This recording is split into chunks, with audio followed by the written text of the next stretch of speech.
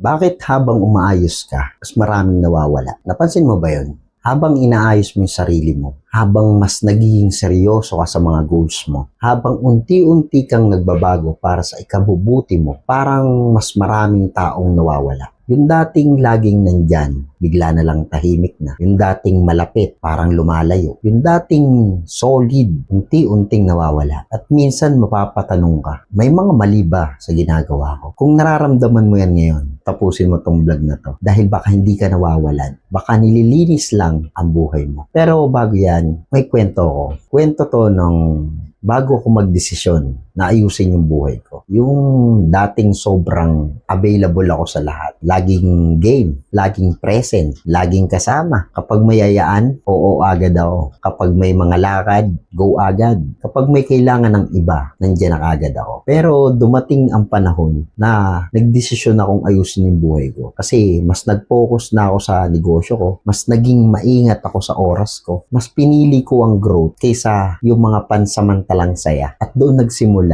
unti-unting may mga nawawalang tao. May mga tumatahimik, may mga nagtampo, may nagsabing nagbago na ako. Noong una, masakit para sa akin, sasaktan ako. Pero kalaunan, na-realize ko, hindi lahat ng nawala ay kawalan. Minsan, confirmation lang yun na tama na yung direction ko. So, balik tayo sa topic natin. Narito ang 6 na dahilan bakit habang umaayos ka, maraming nawawala. Una dyan yung dahil hindi lahat kayang sabayan ang growth mo. Habang nagle-level up ka, hindi lahat sasabay. May ibang tao na komportable sa dating version mo. Yung ikaw na laging available, yung ikaw na walang direksyon, yung ikaw na madaling yayain kahit saan. Pero kapag nagsimula ka magkaroon ng priorities, nagiging iba ka sa paningin nila. Parang hindi ka normal sa paningin nila. Hindi dahil mayabang ka, kundi dahil lumalago ka. Ito yung real talk. Hindi lahat ng kasama mo noon, kasama mo hanggang ngayon. Hindi lahat ng kasama mo noon, kasama mo hanggang sa next level mo. Isa pang dahilan, bakit habang umaayos ka, mas maraming nawawala. Dahil nababawasan ang access nila sa'yo. Noong wala ka pang boundaries, madali kang lapitan, madali kang utusan, madali kang maistorbo, madali kang makontrol. Pero ngayon, marunong ka nang magsabi ng busy ako, may ginagawa ako, hindi pwede, may priority ako. Sa mga yan, biglang may mga naiinis. Bakit? Kasi nawawala ang access nila sa'yo. Real talk, minsan hindi ka nila namimiss. Namimiss lang nila yung convenience na nakukuha nila sa'yo. Sa pandahilan bakit habang umaayos ka, mas maraming nawawala. Dahil na-expose ang totoong intensyon nila. Habang nagbabago ka, lumalabas ang tunay na kulay ng tao. Yung totoo, susuportahan ka. Yung peke, may ilang, lalayo, o hihilain kang pabalik. Kapag may taong biglang lumayo dahil inaayos mo ang buhay mo, tanungin mo yung sarili mo, support ba talaga sila noon? O nakinabang lang sila sa dating ikaw? Isa pang dahilan bakit habang umaayos ka, mas maraming nawawala. Dahil hindi na kayo parehas ng direksyon. Ito masakit tanggapin. Minsan, mabubuting tao sila. Hindi lang talaga kayo pareho ng gustong puntahan. Habang ikaw gusto mong umasenso, baka sila okay na sa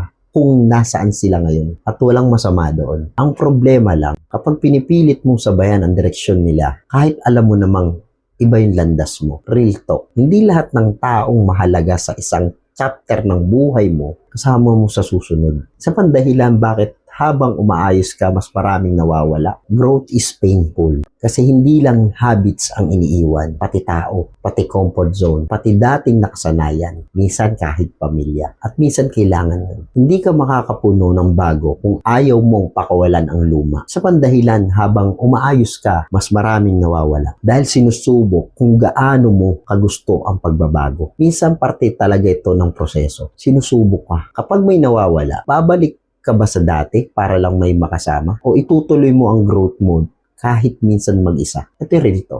Hindi lahat ng pagkawala ay setback. Minsan test lang kung seryoso ka ba talaga. Kasi ako naniniwala ako, kapag inayos mo ang buhay mo, natural na may mawawala. At hindi mo dapat katakutan yan. Kasi ang pagbabago, laging may kapalit. Kung gusto mong magkaroon ng bagong buhay, Kailangan pakawalan ang mga bagay na humahawak sa lumang ikaw. Ang kalaban natin dito ay attachment. Yung takot mong mawalan ng tao, yung takot mong mawalan ng kasama. Kaya minsan kahit alam mong hinihila ka na pababa, pinipilit mo pa rin manatili. Pero tandaan natin, mas okay ng konti ang kasama mo habang umaangat. Kesa marami nga, pero lahat humihila pababa. At kung nangyayari sa'yo yan, gawin mo to ngayon.